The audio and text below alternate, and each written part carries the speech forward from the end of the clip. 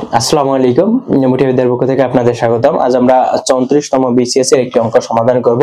অঙ্কটি বলছে কোন সংখ্যার 0.1 এর উপর একের উপর কিন্তু পৌনঃপুনিক আছে, 1 ভাগের 1 ভাগ এবং 0.1 ভাগের পার্থক্য 1 হলে সংখ্যাটি কত।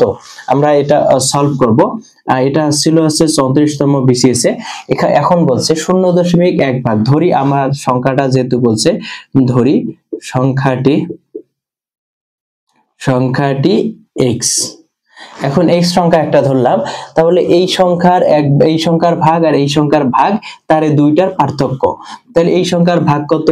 তাহলে x গুণন হচ্ছে 0.1 তার উপর পৌনঃপুনিক এই সংখ্যা, আর হচ্ছে এই সংখ্যার ভাগ 0.1 ভাগ হচ্ছে এই সংখ্যা এবং এই সংখ্যার ভাগ। আমরা আগে ভাগ করেই তারপরে করি।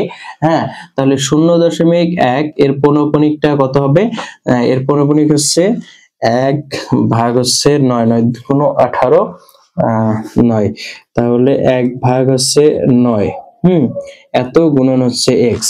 আর আরেকটা কি 0.1, এটা কত হয়?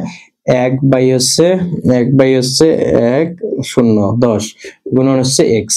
এখন এই দুটার পার্থক্য, এই দুটা আমরা একবারে লিখি, x ভাগ হচ্ছে 9 আর এটা x ভাগ হচ্ছে 10।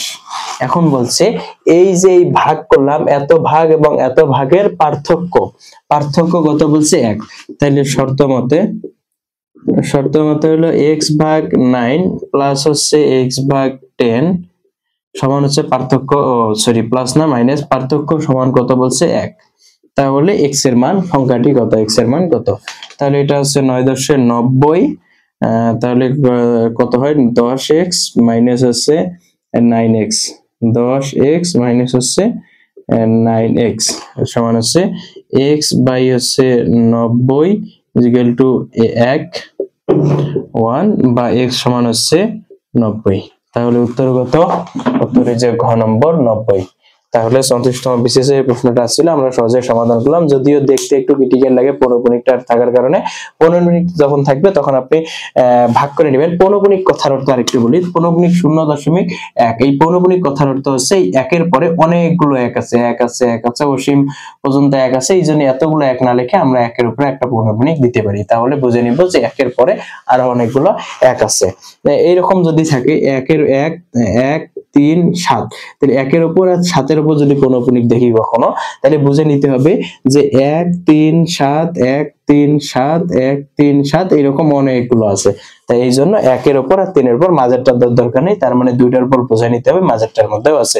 তো 1 3 7 অনেকগুলো আছে, এটাই হচ্ছে পৌনঃপুনিক। আর হচ্ছে এটা বিসিএস এর 34তম বিসিএস আসছিল। ধন্যবাদ।